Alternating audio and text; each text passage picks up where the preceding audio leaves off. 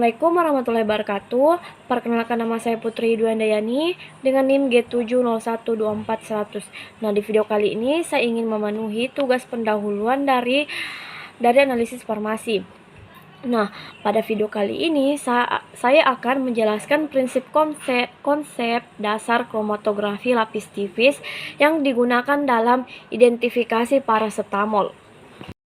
Nah, yang dimana soalnya yang pertama itu prinsip dasar pemisahan pada KLT. Nah, kromatografi lapis tipis atau KLT adalah metode pemisahan senyawa berdasarkan perbedaan afinitas senyawa terhadap dua fase, yaitu fase diam dan fase gerak.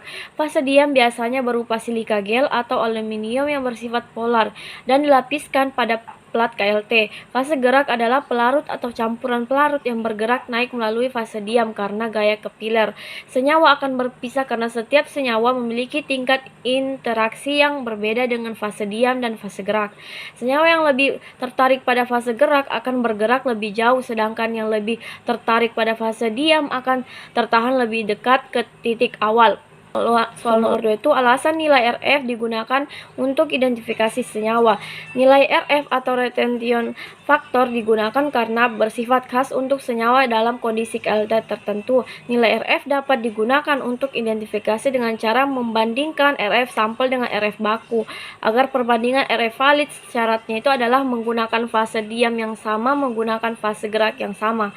Dilakukan pada kondisi percobaan yang sama seperti suhu dan ketebalan lapisan. Pengembangan dilakukan dalam bejana tertutup. Jika RF sampel mendekati atau sama dengan RF baku, maka sampel diduga mengandung senyawa yang sama, misalnya parasetamol. Nomor 3 itu faktor-faktor yang mempengaruhi nilai RF. Ada beberapa faktor yang mempengaruhi nilai RF dalam KLT, antaranya itu kepolaran fase gerak. Semakin polar fase gerak, senyawa akan bergerak lebih jauh sehingga nilai RF meningkat. Sifat senyawa yang lebih polar akan lebih kuat berikatan dengan silika gel sehingga RF lebih kecil. Ketebalan lapisan fase diam, lapisan yang lebih tebal dapat memperhambat pergerakan senyawa. Jumlah sampel yang totalan terlalu besar itu menyebabkan noda melebar dan hasil pemisahan tidak optimal. Suhu dan kejenuhan bejana yang tidak jenuh uap pelarut dapat menyebabkan hasil RF tidak konsisten. Nomor 4 tuh cara menghitung nilai RF dan maknanya. Nilai RF dihitung dengan rumus RF sama dengan jarak yang ditempuh senyawa atau jarak yang tempuh fase gerak. Jarak diukur dari titik awal total. Jika nilai RF sampel berbeda jauh dari nilai RF baku, maka sampel kemungkinan bukan parasetamol atau terdapat pengaruh kondisi percobaan yang tidak sesuai. Sebaliknya, nilai RF yang mendekati menunjukkan kemungkinan identifikasi senyawa yang sama. Soal nomor 5 itu pengaruh fase gerak terlalu polar atau non-polar.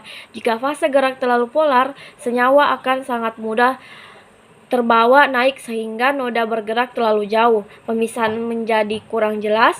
Nilai RF mendekati 1 jika fase gerak terlalu nonpolar. Senyawa akan tertahan fase diam sehingga noda bergerak semakin sedikit. Nilai RF kecil, pemisahan kurang efektif.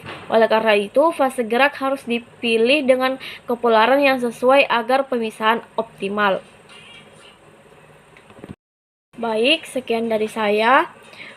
Wabillahi taufiq wal hidayah. Wassalamualaikum warahmatullahi wabarakatuh. Oke teman-teman, terima kasih sudah menonton video